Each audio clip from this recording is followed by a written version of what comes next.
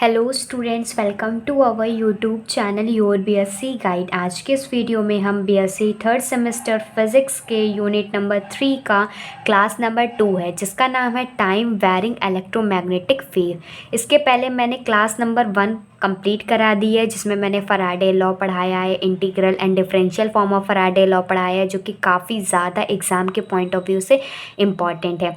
अगर आपने मेरी पिछली क्लास नहीं देखी है तो मेरे चैनल पे जाइए, प्लेलिस्ट वाली बनी हुई है बीएससी थर्ड सेमेस्टर फिज़िक्स की, तो नीचे स्क्रॉल करेंगे ना तो आप लोगों को मिल जाएगी। उसमें सारे लेक्चर सीक्वेंस वाइज मिल जाएंगे। तो यूनिट नंबर 3 की क्लास नंबर 1 हो चुकी है, ज़रूर देख लीजिएगा।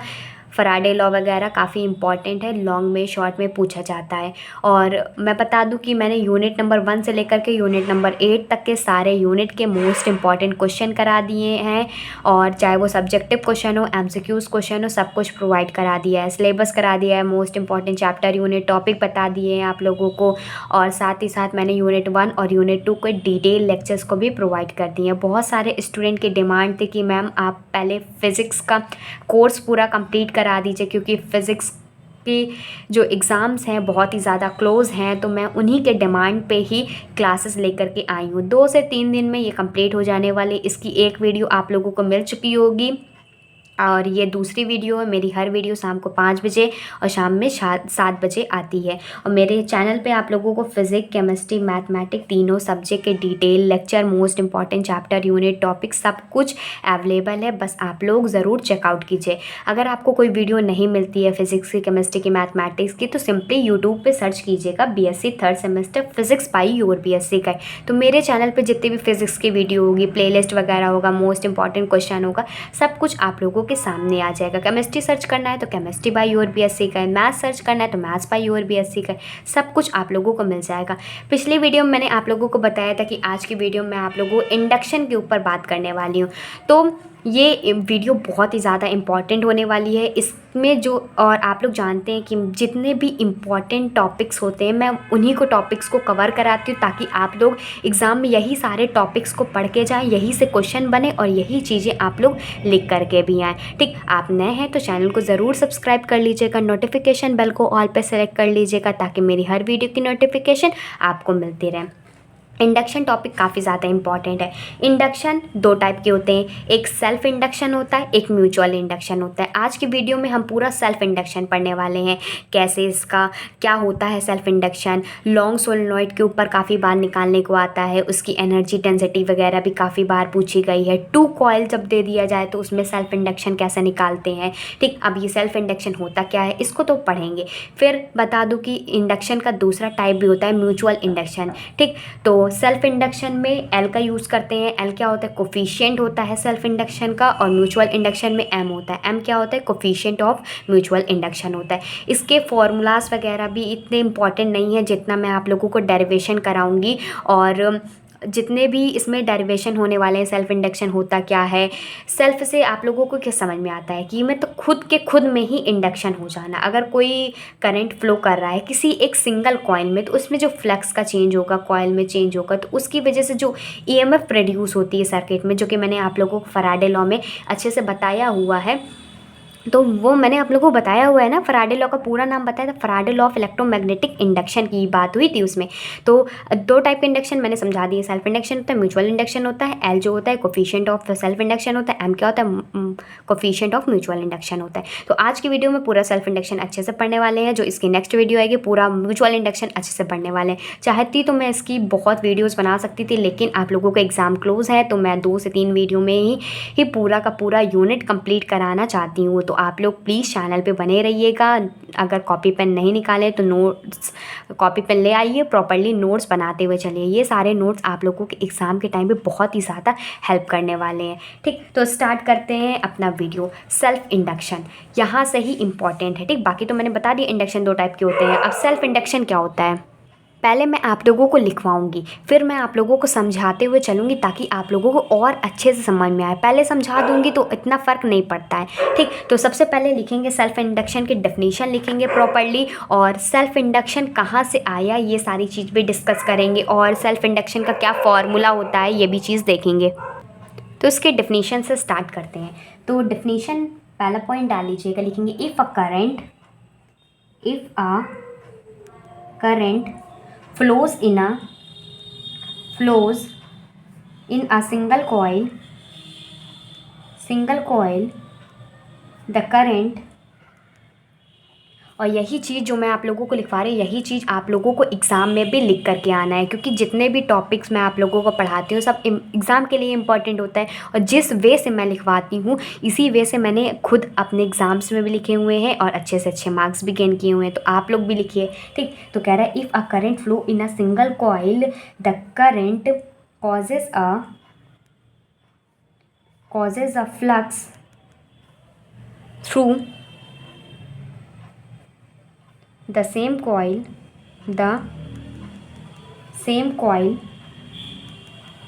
full stop. If the current changes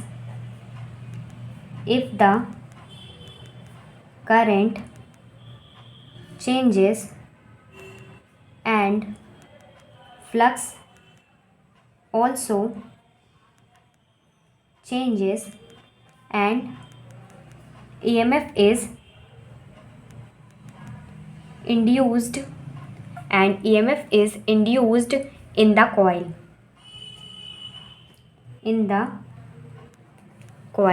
आगे लिखेंगे, पहले लिख लीजिए फिर समझाती हूँ। In the coil the direction of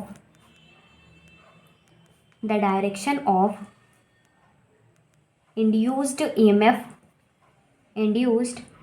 EMF such that to oppose the change of current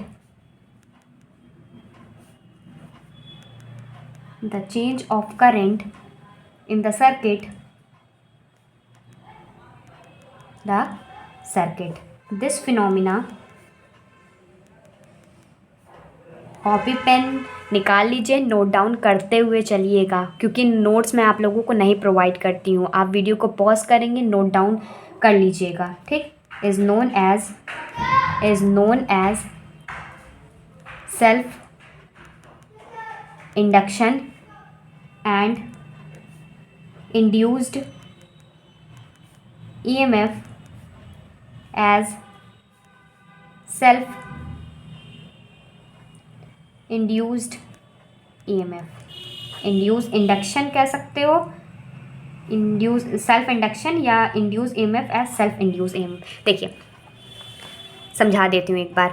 मैंने यहाँ से स्टार्ट किया था। इंडक्शन दो टाइप के होते हैं, सेल्फ इंडक्शन, म्यूचुअल इंडक्शन होता है। और एल जो होता है अभी मैं बताऊँगी, इसको कोफिशिएंट ऑफ सेल्फ इंडक्शन कहते हैं। सेल्फ इंडक्शन समझिएगा।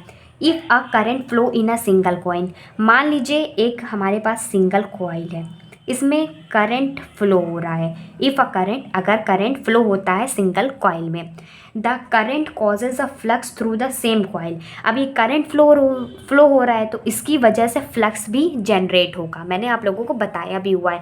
और मैंने आप लोगों को क्या बताया, जब current changes in the flux also changes. अब जब देखिए एक कॉइल थी, सिंगल कॉइल थी जिसमें करंट फ्लो हो रहा है, तो जाहिर सी बात है उसमें फ्लक्स भी होगा। ठीक, अगर हम करंट को चेंज करते हैं, करंट की कुछ वैल्यूज़ को चेंज करते हैं, तो फ्लक्स भी चेंज हो जाएगा। और हम जानते हैं फैराडे लॉ के अकॉर्डिंग जब किसी भी कॉइल में फ्लक्स का चेंज होता है तो उसमें एक EMF इंड्यूस होता है। तो वही चीज़ कही गई है कि अगर if a current flow in a single coil, अगर किसी सिंगल कॉइल में करंट फ्लो होता है तो जो the current causes a flux through the same coil, जिसकी वजह से करंट की वजह से ही फ्लक्स भी उस कॉइल में जनरेट होता है। इफ़ द करंट चेंजेस, अगर करंट चेंज किया जाएगा उस कॉइल में, and the flux also changes, और फ्लक्स भी चेंज हो जाएगा। और हम जानते हैं फ्लक्स चेंज होगा तो an EMF is induce in the coil, उस कॉइल में एक इलेक्ट्रोमोटिव फोर्स इंड्यूस हो जाएगा। अब आगे देखते हैं। इसमें कह रहा है the direction of induce EMF, जो वो इंड्यूस EMF निकल के आया था फैराडे लॉ में मैंने क्या बताया था, E is equal to -d/dt φb, मतलब electric flux is equal to the negative of rate of change of flux बताया था ना मैंने।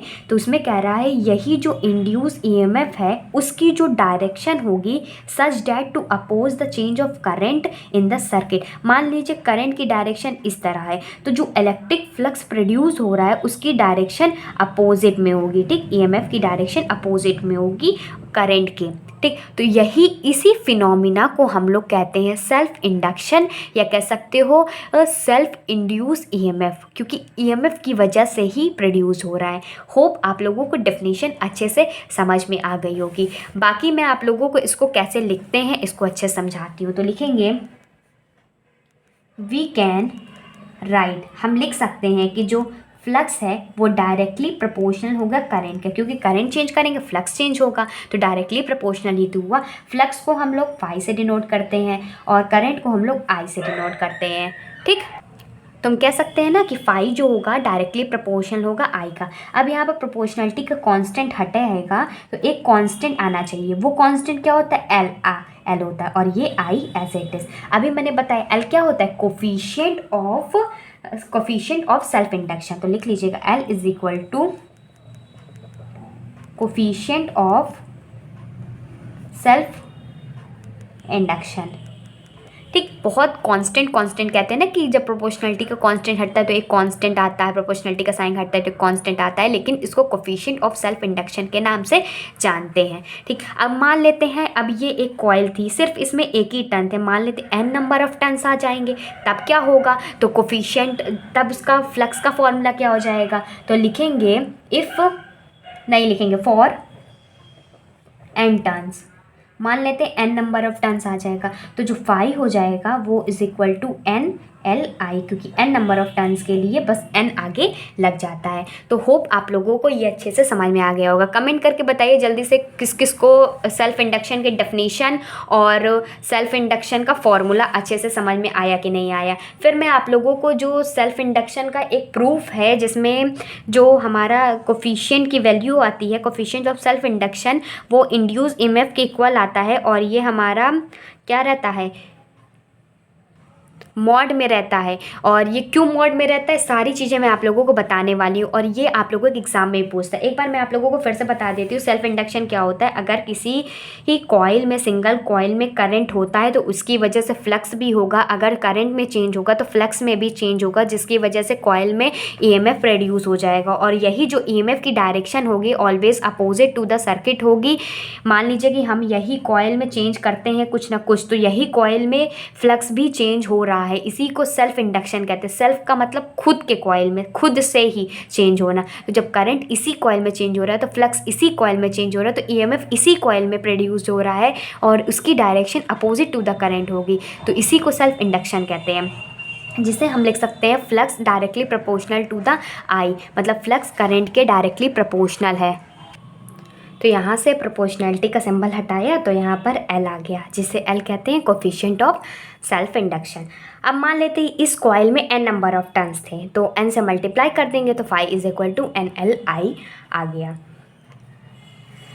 अब इसको हम निकालते फराडे की लॉ की हेल्प से, तो ईएमएफ निकालेंगे। ठीक, तो लिखेंगे फ्रॉम फराडेज लॉ।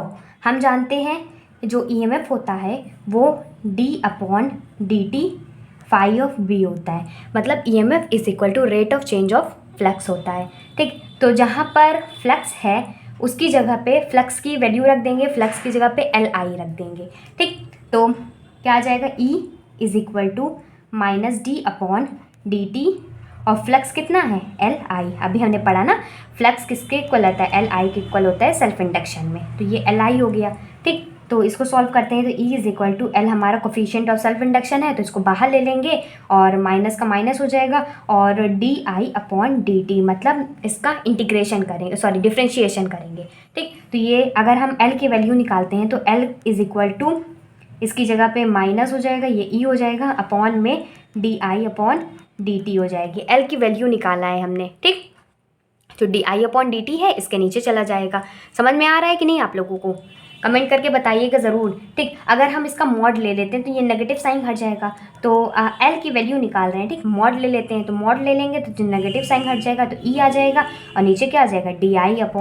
di/dt आ जाएगा। अब मान लेते हैं कि जो di/dt की वैल्यू है, मान लेते हैं इफ़ डी आई अपॉन जो मान लेते हैं कि जो करंट है उसका हम डिफ्रेंशिएशन लेते हैं तो वो मान लेते हैं हम 1 है। तो जब 1 हो जाएगा इसकी पूरी वैल्यू, तो जो हमारा कोफिशिएंट ऑफ सेल्फ इंडक्शन आ जाएगा वो ईएमएफ के इंड्यूस आ जाएगा। तो हम ये कह सकते हैं if the rate of flow of current is unit, अगर हम rate of flow of current को यूनिट मान लेते हैं, मतलब एक मान लेते हैं, then the magnitude of self induction will be equal to EMF. अगर हम rate of change of current को हम मान लेते हैं 1, तो जो मैग्नीट्यूड हो जाएगा, इसको मैग्नीट्यूड कहते हैं या मॉड लगा देते हैं ना, तो मैग्नीट्यूड ऑफ सेल्फ इंडक्शन के इसके इक्वल हो जाएगा, ईएमएफ के इक्वल हो जाएगा। एक बार फिर समझा देती हूँ, यहाँ समझ में आया? Flux is equal to L I, फिर एन नंबर ऑफ टर्न्स के लिए इतना। अब हमें एल की वैल्यू निकालनी है, तो फराडे का लॉ लगाएंगे। तो फराडे का लॉ होता है EMF is equal to minus D upon D T phi of B. ठीक, तो अब फाई की जगह पे हम लोग एल आई पुट कर देंगे, तो E is equal to minus D upon D T L I. L को हम बाहर ले लेते हैं तो D I upon D T आ जाएगा। फिर इसके बाद एल की वैल्यू निकालना है, तो इसको इधर कर देंगे तो माइनस ई हो जाएगा और इसी के नीचे D I upon D T आ जाएगा। ठीक, तो अगर यहाँ पर नेगेटिव है, नेगेटिव संख्या हटाने के लिए मॉड ले लिए तो मॉड आ जाएगा। तो मॉड में क्या होता है कि नेगेटिव जो होता है वो पॉजिटिव हो जाता है। ठीक, तो ई upon D I upon D T, अगर हम मान लेते हैं D I upon D T की वैल्यू 1 है, तो जो हमारा कोफिशिएंट ऑफ सेल्फ इंडक्शन निकल के आएगा वो ईएमएफ के इक्वल हो जाएगा। तो हम लिख सकते हैं if the rate of flow of current, अगर rate of flow of current is unit मतलब 1 हो जाएगा, then the magnitude of self induction will be equal to EMF. जो मैग्नीट्यूड हो जाएगा सेल्फ इंडक्शन का वो इलेक्ट्रोमोटिव फोर्स के इक्वल हो जाएगा। होप आप लोगों को अच्छे से समझ में आया होगा। इसमें वर्क डन भी काफ़ी बार पूछा गया है, तो इसको भी मैं आप लोगों को इसी वीडियो में करा देती हूँ। तो नेक्स्ट पेज में देखते हैं, डालिएगा वर्क डन। ये भी काफ़ी बार एग्ज़ाम में पूछा गया है कि वर्क डन निकालिए सेल्फ इंडक्शन का। ठीक, तो ये वर्क डन कहाँ से निकाल के आएंगे? पावर जानते हैं ना, पावर का क्या फॉर्मूला होता है? V इंटू आई, मतलब वोल्टेज इंटू करंट होता है। तो लिखेंगे सिंस वी नो डैट, हम जानते हैं कि, दिख रहा है, क्लियर दिख रहा है आप लोगों को? वी नो डैट जो पावर होता है, जो P होता है वो वोल्टेज इंटू करंट होता है, तो P is equal to V I हो जाएगा। अब इसका हम लोग डिफ्रेंशिएशन कर देते हैं, मान लेते हैं dP कर ले लेते हैं इसका। ठीक, हमने इसका डिफ्रेंशिएशन कर दिया। और वोल्टेज क्या हो रहा है, मतलब ईएमएफ प्रोड्यूस हो रही है कि नहीं हो रही है, इसी को तो वोल्टेज कह देंगे। तो V की जगह पे E लिख देंगे और I की जगह पे I। और हम जानते हैं पावर क्या होता है? पावर होता है वर्क डन अपॉन टाइम होता है। पावर की डिफिनेशन यही कहती है ना, work done by time, rate of change of work by time is known as power. ठीक, तो power is equal to V I होता है, वोल्टेज इंटू करंट होता है। इसका अगर डिफ्रेंशिएशन ले लेंगे तो डीपी हो जाएगा और वोल्टेज की जगह पे ईएमएफ, क्योंकि करंट जो है फ्लो हो रहा है जिसकी वजह से ईएमएफ प्रोड्यूस हो रहा है, तो वोल्टेज की जगह हम लोग ई लिख देंगे। ठीक, ईएमएफ लिख देंगे। तो पावर की जगह पे क्या लिखेंगे? वर्क डन, डी है तो D work done upon D T हो जाएगा और इधर क्या हो जाएगा? ई आई हो जाएगा। अगर हम लोग वर्क डन निकालें तो D W is equal to E I और डी टी उधर चला जाएगा। अब इसको डिफ्रेंशिएट कर दें, नहीं इंटीग्रेट करना पड़ेगा ना। अभी देखिए, पहले ये आ गया D W is equal to E I D T आ गया।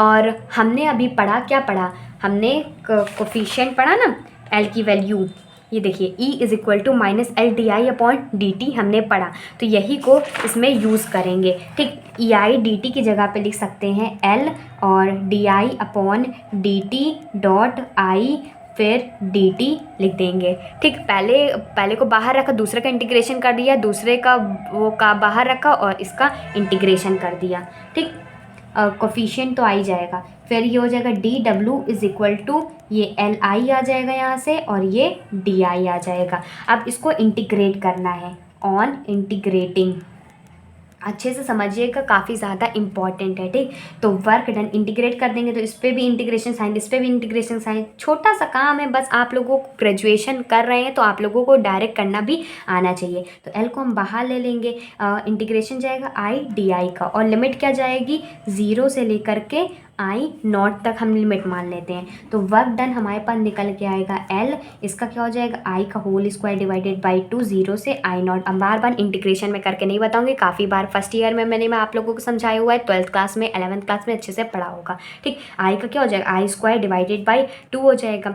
ठीक, तो वर्क डन निकल के आएगा एल, और ये upper limit minus lower limit I naught का whole square minus 0 divided by 2, तो वर्क हमारे पास आ जाएगा 1/2 एल आई नॉट का होल स्क्वायर। एक बार फिर से समझा देती हूँ ताकि आप लोगों को कोई भी कन्फ्यूज़न ना रहे। देखिए, हम सबसे पहले जानते हैं जो power is equal to voltage into current होता है। अब हमने इसका डिफ्रेंशिएशन कर दिया तो डीपी कर दिया, और वोल्टेज की जगह पे ईएमएफ लिख सकते हैं, क्योंकि करंट की वजह से ही तो वोल्टेज प्रोड्यूस होता है या ईएमएफ प्रोड्यूस होता है, तो वोल्टेज की जगह पे ई लिख दिया, तो ई आई हो गया। फिर पावर का फॉर्मूला होता है वर्क बाय टाइम होता है, इसका भी डिफ्रेंशिएशन है, तो हमने D W by D T कर दिया। ठीक, इज इक्वल टू ई आई कर दिया। अब डी टी को इधर भेज देंगे तो D W is equal to E I D T हो गया। फिर उसके बाद इसमें दो फंक्शन है ई और आई है। ठीक, तो हम लोग दोनों का डिफ्रेंशिएशन करेंगे, तो D W is equal to सबसे पहले फंक्शन करते हैं, तो जब हम लोग इसका करेंगे कॉन्स्टेंट करेंगे तो एल हमारा जो कोफिशिएंट ऑफ कपलिंग आता है वो बाहर आ जाएगा, और डी आई का करेंगे तो D I upon D T आ जाएगा। फिर सेकंड फंक्शन को एज इट इज वाई करेंगे, ई करेंगे तो डी टी आ जाएगा। ठीक, क्योंकि ई की वैल्यू 1 होती है। फिर उसके बाद D W is equal to यहाँ से कितना आएगा डी आई आ जाएगा, और ये देखिए ये डी आई है, डी आई आ जाएगा, और ये एल आई आ जाएगा। अब इसके बाद इंटीग्रेशन करेंगे तो यहाँ पर इंटीग्रेशन आए, यहाँ पर भी इंटीग्रेशन आए, तो यहाँ से वर्क निकल आएगा, यहाँ से एल बाहर आ जाएगा, यहाँ से क्या बचा एल आई डी आई बचा। अब यहाँ पर लिमिट लगा देंगे, 0 से आई नॉट हमारी लिमिट हो गई, तो वर्क इज इक्वल टू 0 से आई नॉट हमारी लिमिट हो गई। तो अब इसका इंटीग्रेशन करेंगे तो आई स्क्वायर बाई 2, और लिमिट है 0 से आई नॉट, ये रख देंगे। फिर अपर लिमिट माइनस लोअर लिमिट, मतलब आई की जगह पे आई नॉट का होल स्क्वायर माइनस 0 का होल स्क्वायर करेंगे, 0 ही आएगा, डिवाइडेड बाई 2 कर देंगे, तो work done is equal to half L I naught का होल स्क्वायर। तो ये पूरा वर्क डन हो गया है कंप्लीट। तो इसमें नीचे लिखेंगे कुछ पॉइंट्स जो आप लोगों को लिखना है, लिखेंगे above relation shows the L plays the same role as mass m in mechanics। इसमें कह रहा है इस रिलेशन में जो एल है कोफिशिएंट ऑफ सेल्फ इंडक्शन है, किस तरह मास की तरह रोल प्ले कर रहा है। जैसे कि मैकेनिक्स में मास का रोल होता है ना, वैसे भी वर्क डन में एल जो होता है वो मास की तरह रोल प्ले कर रहा है। तो जो सेल्फ इंडक्शन को एल के बेसिस पे डिफाइन किया गया है, तो उसमें भी कुछ पॉइंट्स आते हैं, आप लोग आगे लिखिएगा। Hence self induction may be defined as, पहला पॉइंट लिखिएगा, the flux linked with the circuit when unit current flows in it। इसमें कह रहा है the flux linked with the circuit, flux जो होगा सर्किट से जो लिंक्ड होगा जब unit current flow in it, मतलब D I upon D T की वैल्यू 1 होगी तब। ठीक, और नेक्स्ट पॉइंट लिखेंगे the induced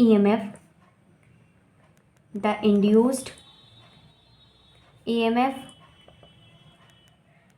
produced in the circuit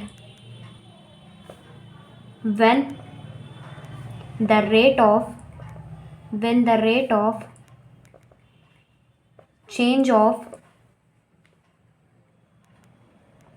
current in unity। इसमें क्या रहा है जो इंड्यूस्ड ईएमएफ होगा प्रोड्यूस्ड होगा सर्किट में जब rate of change of current की वैल्यू 1 होगी, यूनिटी होगी। तो इसमें भी कह रहा था कि जो फ्लक्स लिंक्ड होगा सर्किट में जब यूनिट करंट इज फ्लो, मतलब आई की वैल्यू तो 1 होगी। ये पहला पॉइंट कह रहा था सेल्फ इंडक्शन में। यहाँ पर देखिए वर्क डन में half into L I naught का होल स्क्वायर है, तो जो फ्लक्स लिंक होगा सर्किट में तो आई की वैल्यू 1 होनी चाहिए, तो सेल्फ इंडक्शन डिफाइन होगा। और जो इंड्यूस ईएमएफ में प्रोड्यूस हो रहा है जो सर्किट में, तो उसमें जो rate of change of current है di/dt है, इसकी भी वैल्यू 1 होनी चाहिए। और इसमें थर्ड पॉइंट लिखेंगे twice the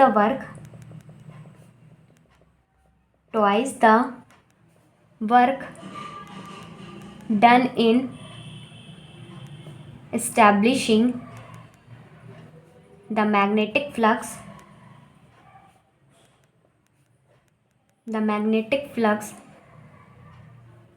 associated with the unit current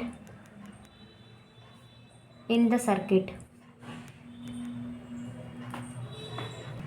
ये लास्ट पॉइंट में कह रहा है ट्वाइस द वर्क डन। अगर हम वर्क डन का ट्वाइस करते हैं इन इस्टेब्लिशिंग द मैग्नेटिक फ्लक्स को इस्टेब्लिश करने के लिए associated with the unit current in the circuit, मतलब कुल मिलाकर ये तीनों पॉइंट्स ये कहना चाह रहे हैं कि अगर हम सेल्फ इंडक्शन को डिफाइन करते हैं तो करंट की वैल्यू 1 होनी चाहिए। अगर ईएमएफ प्रोड्यूस हो रहा है सर्किट में तो di/dt की वैल्यू भी 1 होनी चाहिए। अगर वर्क को इस्टेब्लिश करना है मैग्नेटिक फ्लक्स में तो हमारी जो यूनिट करंट सर्किट में फ़्लो करनी चाहिए। होप आप लोगों को ये पूरा सेल्फ इंडक्शन टॉपिक अच्छे से समझ में आ गया होगा। अब हम लोग देखेंगे कि सेल्फ इंडक्शन लॉन्ग सोलोनाइड में कैसा होता है, सेल्फ इंडक्शन की एनर्जी डेंसिटी कितनी होती है। सेल्फ इंडक्शन जब 2 कॉइल में दिया गया है, सब कुछ मैं आप लोगों को एक ही वीडियो में कराने वाली, तो वीडियो थोड़ी सी लंबी ज़रूर हो सकती है, 1 से 1.5 घंटे की हो सकती है। मैं कोशिश करूँगी और कम करने की, ताकि आप लोगों को अच्छे समझ में भी आ जाए, क्लासेस भी हो जाए। तो अब आगे नेक्स्ट टॉपिक देखते हैं। अब नेक्स्ट टॉपिक है self induction of a long solenoid लेंगे हम और उसमें सेल्फ इंडक्शन निकालेंगे। सबसे पहले एक सोलोनॉइड बना लेते हैं, एक रॉड ले लेते हैं जिसमें वायर को टर्न करके लगा देंगे, मतलब वायर को पूरा राउंड कर देंगे तो ये एक पूरा सोलोनॉइड बन जाएगा। मान लेते हैं कुछ उसका एरिया ए है, area of cross section A है, और मान लिख लेते हैं यहाँ पर let us consider a solenoid of area of cross section area of cross section A है और टर्न्स कितने हैं and n number of turns हैं एंड लेंथ कितनी है l है। यहाँ से यहाँ तक की पूरी जो लेंथ है वो l है। हमने क्या लिया, हमने एक सोलोनॉइड लिया जिसका area of cross section a है, n नंबर ऑफ टर्न्स है, l हमारा लेंथ है। तो इसमें हमें क्या निकालना है, हमें निकालना है सेल्फ इंडक्शन, मतलब l की वैल्यू निकालना है, जिसे हम कहते हैं कोफिशिएंट ऑफ सेल्फ इंडक्शन, उसकी वैल्यू को निकालना है। काफ़ी ज़्यादा इंपॉर्टेंट है, शॉर्ट में भी क्वेश्चन पूछा गया है कि राइट डाउन या डिफाइन करके भी इस तरह क्वेश्चन पूछ सकता है कि लॉन्ग सोलोनॉइड का सेल्फ इंडक्शन निकाल के बताइए, derive the self induction of the long solenoid. ठीक, तो इसमें हमने देखा, कंसीडर किया, सोलोनॉइड ले लिया, area of cross section A है, नंबर ऑफ टर्न्स n है और जिसकी लेंथ l है। तो लिखेंगे वी नो डैट, हम लोग जानते हैं मैग्नेटिक फील्ड जो होती है, we know that the magnetic field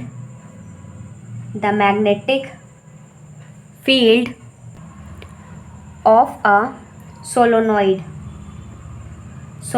की जो मैग्नेटिक फील्ड होती है, जिसे हम B से डिनोट करते हैं, वो होता है म्यू नॉट NI होता है ना। मैग्नेटिक फील्ड मैंने आप लोगों को कई बार पढ़ाया भी हुआ है, फर्स्ट ईयर में भी पढ़ाया हुआ है। ठीक, तो B इज़ इक्वल टू, यहाँ पर N कितने नंबर ऑफ टर्न्स हैं, लेकिन यहाँ पर टोटल नंबर ऑफ टर्न्स की बात हो रही है, तो मतलब म्यू नॉट N/Li, क्योंकि जो N small number of turn जो होता है कैपिटल और लेंथ के इक्वल होता है। ठीक, तो n की जगह पे N/L कर दिया, तो B is equal to mu naught N/Li हो गया। अब यहाँ पर हमने मैग्नेटिक फील्ड तो निकाल ली, अब फ्लक्स निकालेंगे, तब जा कर के हम लोग सेल्फ इंडक्शन का कोफिशिएंट निकाल पाएंगे। ठीक, तो लिखेंगे फ्लक्स विल बी फ्लक्स कितना हो जाएगा, जिसे फाई बी कहते हैं, इज इक्वल टू बी ए हो जाएगा, मतलब magnetic field into area vector. तो हम मैग्नेटिक फील्ड की वैल्यू यहाँ से रख देंगे। तो मैग्नेटिक फील्ड कितनी है, म्यू नॉट एन आई अपॉन एल, और एरिया वेक्टर कितना है, ए है। तो हमारे पास फ्लक्स निकल के आ गया। ठीक, अब जब हमारे पास फ्लक्स निकल के आ गया तो टोटल फ्लक्स निकाल लेंगे यहाँ से। तो नेक्स्ट यहाँ तक इतना समझ में आया। हमने एक सोलेनोइड कंसीडर किया जिसका area of cross section A है, एन नंबर ऑफ टर्न्स है, एल लेंथ है। ठीक, तो उसके बाद हमने मैग्नेटिक फ्लक्स निकाला सोलेनोइड का, सॉरी मैग्नेटिक फील्ड निकाला सोलेनोइड का। मैग्नेटिक फील्ड निकालने के बाद मैग्नेटिक फ्लक्स निकाला सोलेनोइड का। ठीक, अब आगे देखते हैं। अब टोटल फ्लक्स निकालेंगे ना, क्योंकि टोटल सोलेनोइड के लिए चाहिए ना, तो लिखेंगे टोटल मैग्नेटिक फ्लक्स जो कि phi is equal to N number of turns है और फाई ऑफ बी अभी हमने निकाला ना, phi of B. Phi of B कितना था, mu naught N I A upon L. ठीक, ये है। तो यहाँ से वैल्यू पुट कर देते, तो phi is equal to N, ये हो जाएगा mu naught N I A upon L हो जाएगा। ठीक, तो इसको सॉल्व करते हैं। तो ये phi is equal to N N N square हो जाएगा। म्यू नॉट को पहले लिख लेते हैं, N square I A upon L हो जाएगा। और हम जानते हैं जो फाई होता है वो एल ऑफ आई होता है। ये फॉर्मूला पढ़े ना अभी पीछे, मैंने आप लोगों को बताया कि जो फ्लक्स है वो एल आई के इक्वल होता है, सेल्फ इंडक्शन का फॉर्मूला है। ठीक, तो अब फ्लक्स की जगह पे एल आई पुट कर देते हैं, मतलब ये वाला इस इक्वेशन में पुट कर देंगे। तो L I is equal to mu naught N square I A upon L आ जाएगा। यहाँ से आई से एक आई कैंसिल आउट हो जाएगा। तो यहाँ से एल की वैल्यू कितनी आ जाएगी, एल की वैल्यू आ जाएगी mu naught N square A upon L आ जाएगा। ठीक, तो हमारे पास ये हो गया कोफिशिएंट ऑफ एल स्क्वायर। इसको एक और तरीके से भी लिख सकते हैं, जैसे बुक में दिया गया, इतना तो आ गया, लेकिन बुक में कैसे दिया गया है, L is equal to mu naught N square upon A square, और एल स्क्वायर ए और एल, मतलब इसको बैलेंस करने के लिए अगर हम एक एल से एक एल कट जाएगा तो यहाँ पर कुछ नहीं बचेगा। ठीक, इस तरीके से भी लिख सकते हैं। और एक और तरीका है, L is equal to mu naught, हमने देखा था small N is equal to N by L होता है ना, स्मॉल एल के फॉर्म में लिख सकते हैं। तो एन स्क्वायर ए एल। ठीक, हमारे पास ये आ गया, क्या आ गया, self induction of a long solenoid लिख देते हैं, self induction of a long solenoid. जिसको एक बार में नहीं समझ में आया आप वीडियो को रिपीट करके देखिए, मैंने बहुत अच्छे से समझाया हुआ है, तो अच्छे से आप लोगों को समझ में आ जाएगा। कॉपी पेन ले लीजिए, नोट डाउन करते हुए चलिए, और जब नोट डाउन कर लेना फिर उसको एक बार अच्छे से देखिए, तो आप लोगों को हर चीज़ अच्छे से समझ में आ जाएगा। सबसे पहले मैंने क्या बताया आप लोगों को, सबसे पहले लॉन्ग सोलेनोइड कंसीडर किया, फिर मैग्नेटिक फील्ड निकाला, मैग्नेटिक फील्ड, फिर मैग्नेटिक फ्लक्स निकाला, क्योंकि इसमें मैग्नेटिक फ्लक्स में मैग्नेटिक फील्ड की ज़रूरत होती है। ठीक, तो स्मॉल एरिया के लिए निकाला था। फिर उसके बाद टोटल निकालेंगे मैग्नेटिक फ्लक्स। जब टोटल हमारे पास मैग्नेटिक फ्लक्स निकल जाएगा तो सेल्फ इंडक्शन का फॉर्मूला पुट कर देंगे। सेल्फ इंडक्शन का फॉर्मूला पुट करने के बाद हमें एल की वैल्यू निकल आ जाएगी। तो इसी को कहते हैं self induction of a long solenoid, जो कि शॉर्ट में आ सकता है। तो आप लोग ज़रूर प्रैक्टिस करके जाइएगा, जितनी भी चीज़ मैं बता रही हूँ अच्छे से प्रैक्टिस करके जाएंगे ना, आप लोगों के एग्ज़ाम बहुत अच्छे से होंगे। बाकी मैंने सारे यूनिट के मोस्ट इंपॉर्टेंट क्वेश्चन तो प्रोवाइड ऑलरेडी कर दिया हुआ है। आप इस वीडियो के डिस्क्रिप्शन बॉक्स में प्लेलिस्ट का लिंक दे दूँगी, तो आप वहाँ से जाकर के सारे वीडियोस को देख सकते हैं, सीक्वेंस वाइज सारे लेक्चर मिल जाएगा। अब नेक्स्ट टॉपिक डालिएगा, energy density in a magnetic field. क्या, energy density in a magnetic field. Magnetic field में एनर्जी डेंसिटी निकालना है। और हम जानते हैं एनर्जी डेंसिटी क्या होता है, एनर्जी अपॉन वॉल्यूम को ही एनर्जी डेंसिटी कहते हैं। और हम लोग इसमें एनर्जी को जो है, एनर्जी को हम लोग डिनोट करेंगे यू से। ठीक, तो लिखेंगे since we know that the energy is given by U is equal to half L I, मतलब हाफ ऑफ फाई होता है और फाई की जगह पे हमने एल आई पुट कर दिया। तो एनर्जी जो है वो जिसे यू से डिनोट करते हैं वो हाफ ऑफ एल आई है। इसको ब्रैकेट में कर लेते हैं। अभी हमने देखा लॉन्ग सोलेनोइड के लिए जो सेल्फ इंडक्शन की वैल्यू कितनी थी, तो लिखेंगे फॉर अ सोलोनॉइड, ये कह सकते हो लॉन्ग सोलोनॉइड, जो हमने एल की वैल्यू देखी वो है mu naught N square A by L, जो हमें पहली वैल्यू निकल के आई थी। ये देखिए, ये L is equal to mu naught N square by L, हमारे पास ये भी वैल्यू आ गई। तो अब इसका और इसका यूज़ करके हम लोग यू की वैल्यू निकालेंगे, क्योंकि एल की वैल्यू चाहिए थी ना, एल की वैल्यू यहाँ से निकल आई, तो एल की जहाँ पर एल है वहाँ पर ये वाली वैल्यू को पुट कर देंगे। ठीक, तो लिखेंगे u is equal to half हो जाएगा, l की जगह पे इसको पुट करो तो क्या हो जाएगा mu naught N square a upon L, और यहाँ पर कितना हो जाएगा, ये i है, यहाँ पर i भी तो होना चाहिए,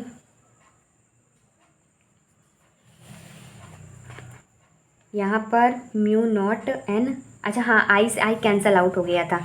ठीक, तो यहाँ पर कितना आ जाएगा, ये आ जाएगा mu naught N square A by L आ जाएगा,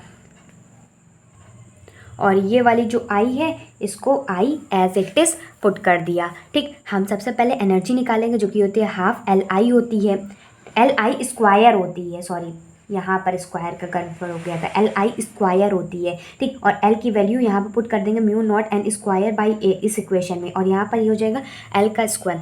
अब देखिए, अब जो हम जानते हैं जो मैग्नेटिक फील्ड होती है वो होता है mu naught N I by L होता है, तो कुछ इस तरीके से हम ये फॉर्मूला को क्रिएट करेंगे। ठीक, तो ये हो जाएगा 1/2 हाफ लिखेंगे, इसको म्यू नॉट का होल स्क्वायर कर देते हैं, अभी डिवाइड भी करेंगे। ठीक, और n का स्क्वायर कर देते हैं, l का स्क्वायर कर देते, ए एल कर देंगे, और नीचे l स्क्वायर से डिवाइड कर देंगे तो l से l कैंसिल आउट हो जाएगा, तो यहाँ पर l नहीं बचेगा, और यहाँ पर म्यू स्क्वायर करें ना तो म्यू नॉट नीचे कर देते हैं, तो एक म्यू नॉट से म्यू नॉट कैंसिल हो जाएगा तो म्यू नॉट आ जाएगा। मतलब इस फॉर्मूला को सॉल्व करेंगे तो ये हमारे पास ये वाला फॉर्मूला बन जाएगा। इसको क्यों कर रहे हैं, क्योंकि हमको इस फॉर्म में चाहिए। ठीक, इस फॉर्म में हमें बनाना है। ठीक, तो ये हमारे पास आ गया। फिर उसके बाद mu is equal to U is equal to 1/2, और हम जानते हैं mu naught N I by L क्या होता है, बी होता है। ठीक, तो यहाँ पर mu square N square L square है और डिवाइडेड बाई एल स्क्वायर है, मतलब बी का होल स्क्वायर हो जाएगा, और यहाँ पर कितना बचा, A L divided by mu naught हो गया। देखिए इस फॉर्म में आ गया कि नहीं आ गया। ठीक, अब इसको यहाँ से म्यू अपॉन ए एल को नीचे ले आते हैं, और इधर क्या बचेगा 1/2 B square upon mu naught. ठीक, और यू क्या है, एनर्जी, और ये क्या है, ए एल क्या है, एरिया इंटू लेंथ क्या होता है, वॉल्यूम होता है। मतलब यू ऊपर है एनर्जी, एरिया इंटू लेंथ कितना होता है, वॉल्यूम होता है, और 1/2 ये हो जाएगा B square upon mu naught हो जाएगा, जिसे एनर्जी अपॉन वॉल्यूम मैंने अभी आप लोगों को बताया, एनर्जी अपॉन वॉल्यूम क्या होता है, एनर्जी डेंसिटी होती है। ठीक, तो यहाँ पर लिखेंगे एनर्जी डेंसिटी, एक बार और समझा दूंगी, टेंशन मत लीजिए। Energy density is equal to 1/2 B square upon mu naught, जिसे एनर्जी डेंसिटी को स्मॉल यू से डिनोट करते हैं, जो कि आ जाएगा 1/2 B square upon mu naught. ये फॉर्मूला निकल के आगे काफ़ी ज़्यादा इंपॉर्टेंट है, तो ध्यान से देखिएगा। एक बार फिर से समझा देती हूँ। देखिए, हमें एनर्जी डेंसिटी निकालनी है मैग्नेटिक फील्ड में। हम जानते हैं एनर्जी डेंसिटी होती है एनर्जी पर यूनिट वॉल्यूम, मतलब एनर्जी डेंसिटी जिसे हम म्यू से डिनोट करते हैं वो होता है एनर्जी पर यूनिट वॉल्यूम होता है। ठीक, और हम जानते हैं अगर हम किसी भी मैग्नेटिक फील्ड में अगर हम एनर्जी निकालें जिसे यू से डिनोट करते हैं वो होता है 1/2 और एल एनर्जी होती है 1/2 एल आई स्क्वायर होती है। ठीक, अगर हम लॉन्ग सोलेनॉइड का सेल्फ इंडक्शन देखें जो कि अभी निकाला हम लोगों ने, L is equal to mu naught N square A upon L. ठीक, अब एल की जो वैल्यू है इस इक्वेशन में पुट कर देंगे तो U is equal to half mu naught N square by L I square, और हम जानते हैं जो मैग्नेटिक फील्ड होता है mu naught N I by L होता है। इसको अभी मैंने बताया भी हुआ है ठीक पीछे। फिर उसके बाद इसको और इसको कंपेयर करेंगे तो इसको कुछ इस तरीके से बनाना है, मतलब म्यू नॉट तो है ही है। ठीक, तो इसका स्क्वायर कर देंगे और नीचे डिवाइड कर देंगे तो एक एक से कट जाएगा तो म्यू नॉट आ जाएगा। एन का स्क्वायर एज इट इज़ है तो एन का स्क्वायर एज इट इज़ रहने देंगे। एल हमें चाहिए तो ऊपर एल का स्क्वायर कर देते हैं और नीचे एक एल है तो नीचे बस एल से मल्टीप्लाई कर देंगे। जब एल से मल्टीप्लाई कर देंगे तो एल स्क्वायर तो बन ही जाएगा। ठीक, और यहाँ पर ए है और एल है और यहाँ पर ए है डिवाइडेड बाई एल है, मतलब यहाँ पर भी एल हो गया था और इसका म्यू नॉट हो गया। ठीक, फिर उसके बाद u इज इक्वल टू 1/2, इसको कंपेयर करो mu naught N I by L का, ये पूरा का होल स्क्वायर है तो ये पूरा b का होल स्क्वायर बन जाएगा और ये A L by mu naught हो जाएगा।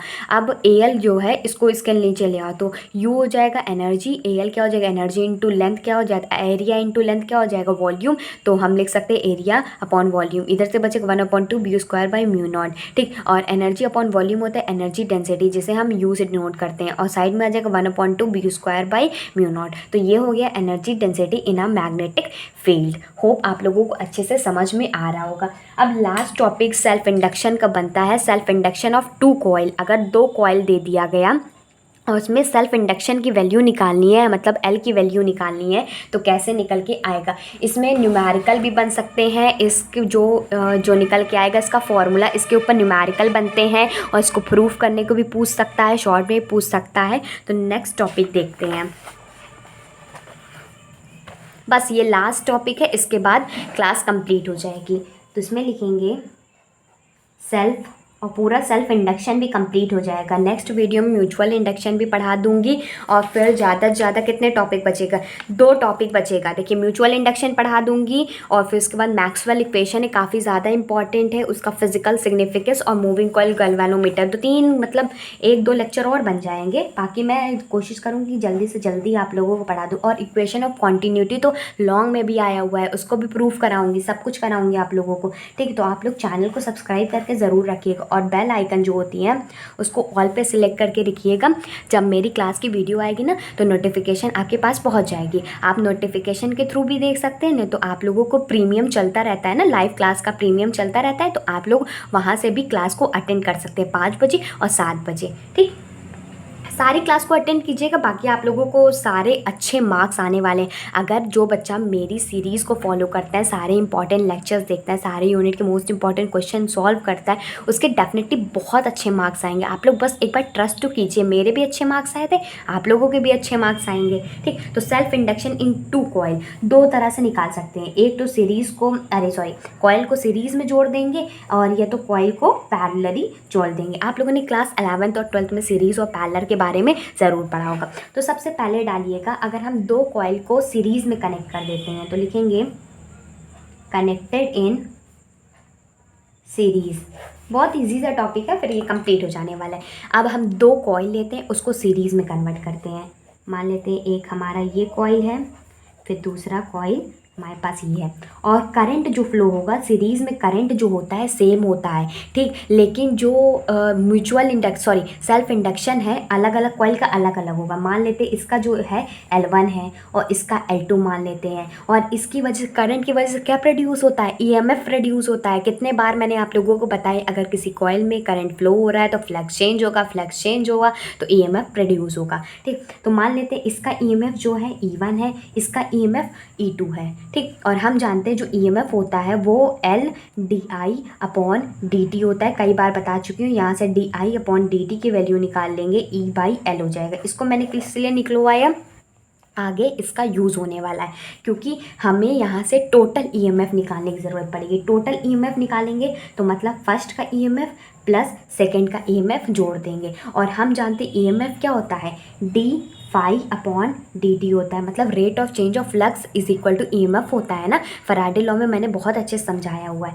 पहला का निकालेंगे तो dφ1/dt प्लस d इसका φ2/dt, तो ये हमारे पास EMF निकल आ गया। और मैंने अभी आप लोगों को बताया कि क्या अगर हम इसका फाई की वैल्यू अगर टोटल फ्लक्स निकाल दें, टोटल फ्लक्स की बात करें तो φ1 प्लस φ2 हो जाएगा। ठीक, और φ1/φ2 हो जाएगा। और फाई किसके इक्वल होता था, फाई जो होता था वो L/I के इक्वल होता था ना। Phi is equal to L/I। Self induction क्या कहता है, तो इसकी जगह हम लिख देते हैं L/I is equal to L1I1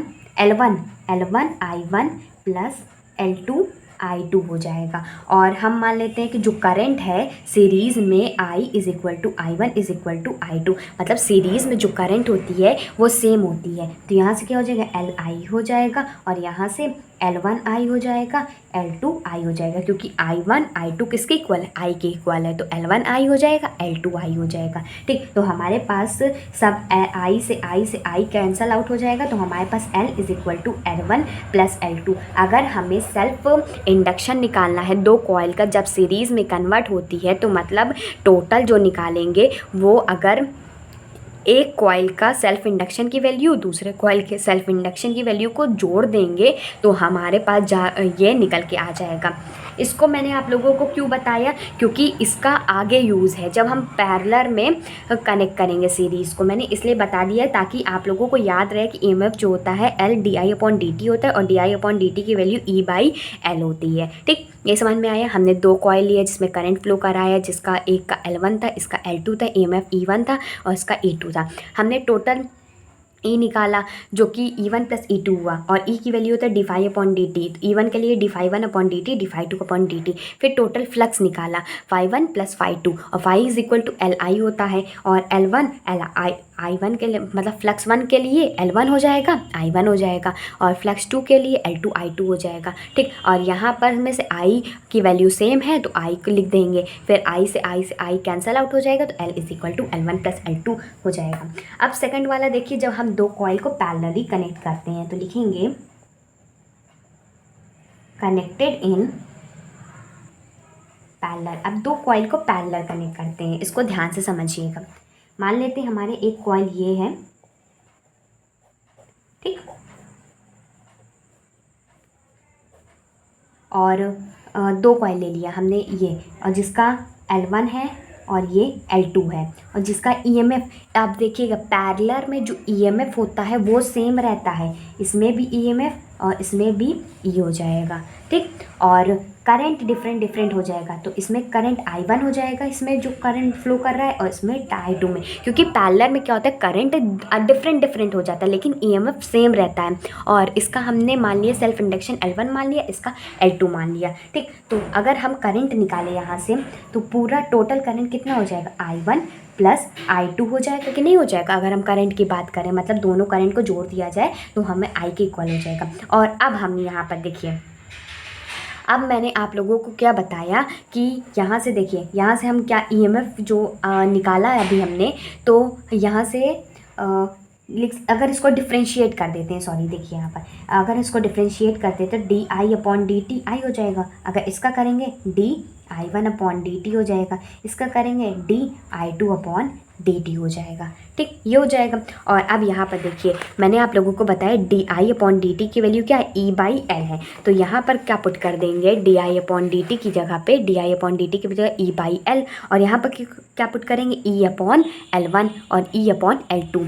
ठीक, यहाँ नेक्स्ट पेज में देखते हैं, ये E/L हो जाएगा, ये हो जाएगा E1/L1 हो जाएगा, और ये E2/L2 हो जाएगा, क्योंकि di1 और dt दिया हुआ है ना। देखिए di1/dt दिया हुआ, di2/dt है, और di/dt की जगह E/L है, तो अगर 1 होगा तो E1/L1 हो जाएगा, वैसे ही 2 होगा तो E2/L2 हो जाएगा। और जब EMF सेम है तो E is equal to E1 plus E2, अरे इक्वल टू मतलब E की वैल्यू सेम हो जाएगी, तो E/L is equal to E1 की जगह पे E/L1 की जगह पे L1 और E की जगह पे E और ये L2 हो जाएगा। ठीक, यहाँ से E कैंसिल आउट कर देंगे तो 1/L is equal to 1/L1 plus 1/L2। ये हमारे पास सेल्फ इंडक्शन निकल के आया जब दो कॉइल पैरेलल में अरेंज है। तो होप आप लोगों को पूरा का पूरा सेल्फ इंडक्शन अच्छे से समझ में आ गया होगा। एक बार मैं आप लोगों को दिखा देती हूँ।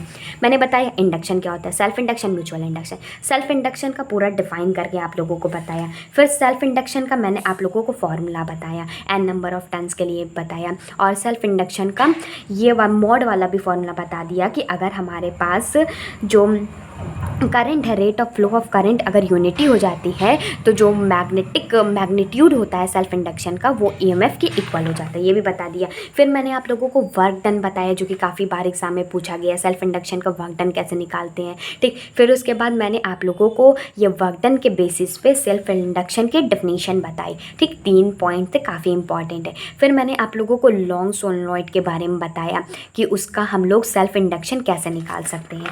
फिर उसके बाद पूरा प्रूफ कराया और इसको कराया। फिर उसके बाद मैंने आप लोगों को एनर्जी डेंसिटी बताई मैग्नेटिक फील्ड की, ये भी काफ़ी ज़्यादा इंपॉर्टेंट है, ठीक। फिर उसके बाद मैंने आप लोगों को सेल्फ इंडक्शन 2 कॉइल के बारे में बताया, जब सीरीज़ में अरेंज हो, पैरेलल में अरेंज हो। सीरीज़ में क्या होता है, L = L1 + L2 होता है, पैरेलल में कनेक्टेड हो तो हमारे पास 1/L = 1/L1 + 1/L2 हो जाता है। तो होप आप लोगों को पूरा का पूरा टॉपिक अच्छे से क्लियर हो गया। नेक्स्ट वीडियो में म्यूचुअल इंडक्शन की बात करेंगे। म्यूचुअल इंडक्शन में भी बहुत सारी चीज़ें आती हैं, उसको भी डिस्कस करेंगे। बाकी अगर आपको कोई भी डाउट होता है कमेंट करके पूछिए, मैं आप लोगों के सारे कमेंट्स पढ़ती हूँ, रिप्लाई भी करती हूँ। अगर आपको पेपर से रिलेटेड टेंशन बिल्कुल भी नहीं लेनी है, अगर आप मेरी हर वीडियो को फॉलो करते हैं ना, देन डेफिनेटली आपके बहुत अच्छे मार्क्स आने वाले हैं। अगर जितना मैंने सारे यूनिट मोस्ट इंपॉर्टेंट क्वेश्चन तो ऑलरेडी बता ही दिए हुए हैं, बस आप लोगों को अच्छे से पढ़ना है, उसको प्रिपेयर करना है। आंसर्स को भी प्रोवाइड कर दूंगी जल्दी से जल्दी, आप लोगों का एग्ज़ाम अच्छा होगा, टेंशन बिल्कुल मत लीजिए। नए हैं तो चैनल को सब्सक्राइब कर लीजिएगा, नोटिफिकेशन बेल को भी ऑल पे सेलेक्ट कर लीजिएगा ताकि मेरी हर वीडियो की नोटिफिकेशन